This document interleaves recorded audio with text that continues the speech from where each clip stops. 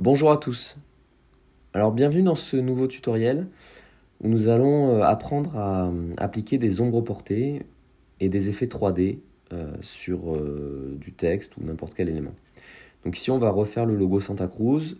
Pour gagner un petit peu de temps, j'ai déjà sauvegardé les couleurs du logo ici dans un dossier dans mon nuancier. J'ai déjà fait le cercle et le texte dans le badge puisque ça ce sont des éléments que nous avons déjà vus dans d'autres tutoriels. Donc ici, on va se centrer simplement sur reproduire cet effet d'ombre portée sur le logo Santa Cruz. Donc j'ai tapé ici Aitor. Vous pouvez voir que la police de caractère que j'ai pris, donc c'est la police industrie. Elle ressemble un petit peu puisque c'est une police sans empattement avec des formes de O et de R qui sont assez carrées, assez rectangulaires. Donc ça ressemble un petit peu aux formes de lettres qui sont utilisées ici par ce logo.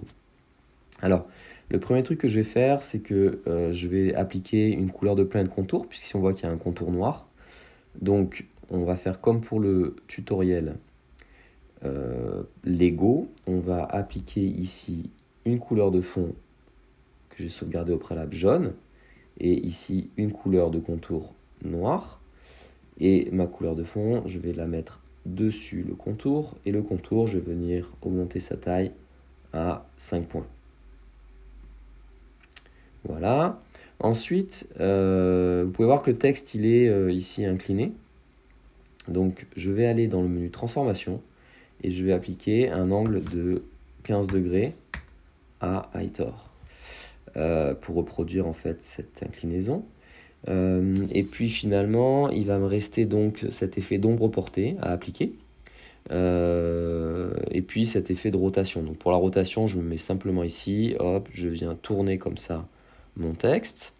Et pour appliquer l'ombre portée, c'est très simple, je vais aller dans Effet, Spécial, Ombre portée. Et ici, alors par défaut, ça vous met un truc plutôt comme ça.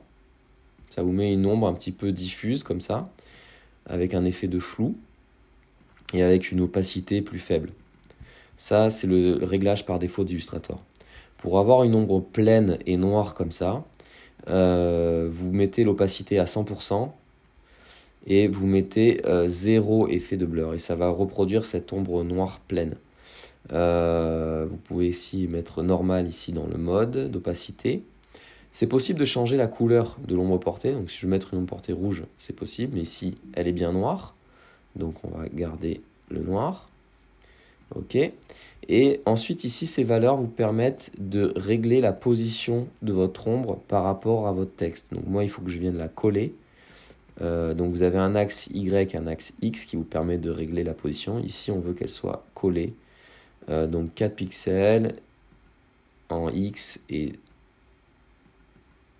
2 pixels en Y. Ça permet d'avoir un effet similaire. Donc ici, si je viens ensuite mettre mon Aitor ici, peut-être je vais augmenter un petit peu la taille. Après, je n'ai plus qu'à le dupliquer ici. Je prends l'outil texte et je viens taper Cruz en lettres majuscules. Voilà. Et là, on a un effet assez similaire. Alors, peut-être que ma transformation elle n'est pas assez forte, donc peut-être que je peux rajouter 5 degrés ici. Voilà, pour que ce soit un petit peu plus incliné. Et voilà comment vous pouvez reproduire ce type d'ombre portée. Alors, si vous zoomez ici, vous pouvez voir que l'ombre portée, en fait, elle ne reproduit pas exactement le même effet, puisqu'ici, ça fait un petit décoché. Alors qu'ici, sur Santa Cruz, on a plutôt une diagonale comme ça. Donc en fait, ça correspond plus, finalement, à un effet 3D qu'à un effet d'ombre portée. Donc, je vais faire commande Z, revenir en arrière, et je vais revenir au moment où j'ai donc créé mon texte avec le contour. Pour voir comment on peut faire cet effet de 3D pour avoir ici non pas le petit décoché de l'ombre portée mais une diagonale. Ça correspond en fait à un effet d'extrusion, on appelle ça. Alors, je vais aller dans Effet et ici vous avez un menu 3D, extrusion et biseautage. Et ici ça vous ouvre un petit menu qui vous permet de positionner votre texte de la façon que vous souhaitez. Donc ici vous avez votre cube en perspective, donc vous pouvez voir que pour Santa Cruz c'est plutôt ce type de perspective qu'on va avoir. Vous avez ici plusieurs paramètres que vous pouvez régler. Donc ici, je vais augmenter la rotation comme ça.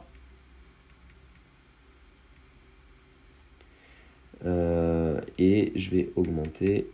Non, je vais diminuer comme ça. Et ici, je vais augmenter la profondeur de l'extrusion. Je vais diminuer à 25 points, pardon.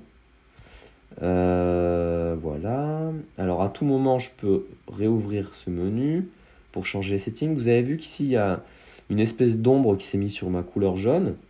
Pour enlever ça, je vais mettre sans ombrage pour avoir gardé mon jaune de départ. Et là, en fait, vous pouvez voir que j'ai reproduit cet effet d'extrusion. Alors, c'est peut-être plus 30 que 25. Perspective. Ici, vous pouvez aussi ajouter un effet de perspective qui va venir un petit peu déformer vos lettres. Mais ici, en fait, je pense que vous voyez ce que ça fait comme effet. Ici, on n'en a pas besoin, puisqu'il n'y a pas d'effet de perspective sur le logo de départ. Hop. Ici, c'est pas mal. Et ici, c'est pas mal. Donc, je vais faire OK. Donc là, on est pas mal. Par contre, ce que j'avais pas fait au départ, c'est que j'avais pas appliqué de transformation pour avoir l'inclinaison des lettres. Donc, je vais remédier à cela en appliquant 15 degrés ici. Voilà.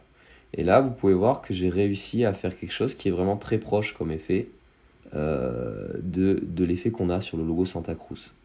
Donc, quand vous êtes content avec votre effet, vous venez mettre ici votre texte dans le cercle. Je vais augmenter un petit peu la taille. Voilà. Et ensuite, j'ai plus qu'à dupliquer en appuyant sur Option sur mon clavier avec ma flèche noire. Je mets en dessous, je duplique mon texte Aitor. Et ici, comme j'ai toujours pas vectorisé mon texte, je peux venir taper Cruz. Hop. Et de cette façon,